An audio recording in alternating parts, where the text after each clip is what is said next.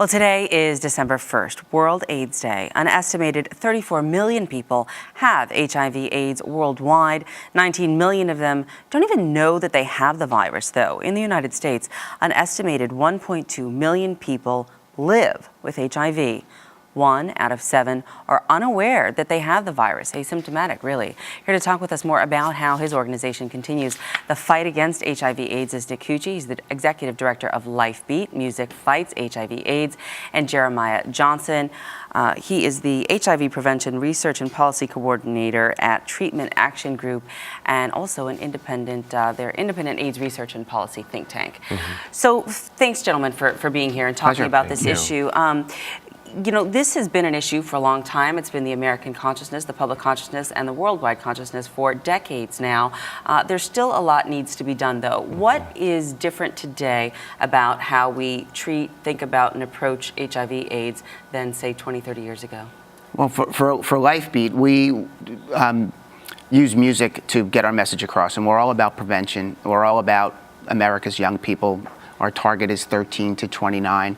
It's generally about making sure that they know about the disease, know how to protect themselves. It's simple enough: condoms, respectful behavior. It was back in the day, it was a stigma and different. Now it's really just about being smart, because it's so much easier now to know about it. The information is out there. Still, though, a lot of the times when we're talking about sexual activity, just having that conversation in any way, shape, or form, forget about prevention or safe sex, is a difficult one to have.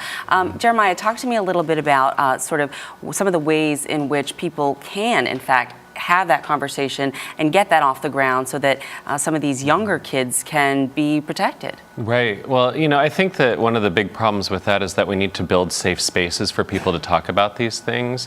We don't teach people that you can talk openly about your sexuality in general in the U.S. and in many places around the globe.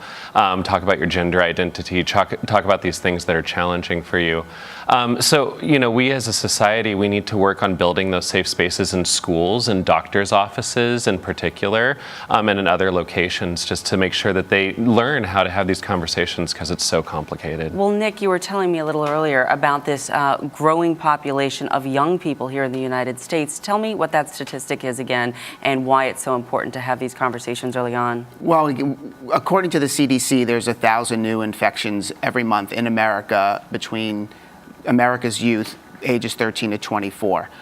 It's stagnant, but there are certain populations, whether it's Latino or women of color, young black men, they're on the rise. And it's something that those are the communities that we target through music, whether we put on concerts for them or we go out on tour with bands that reach that audience.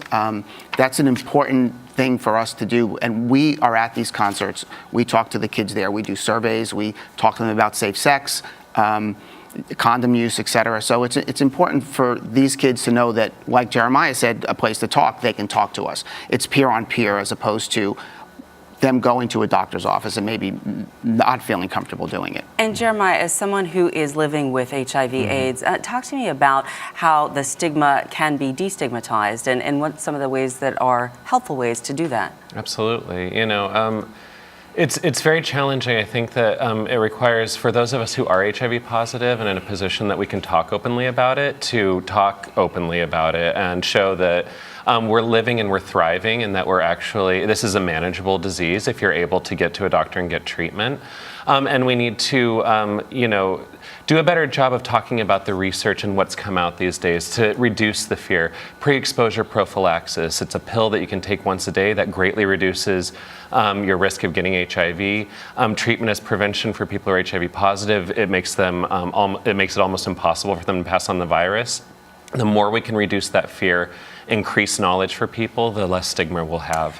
All right, Jeremiah and Nick, we're going to have to leave it there. World AIDS Day today. Thank you so much for that, and I'm sure they'll go to your organizations to learn more about it. LifeBeat and Treatment Action Group.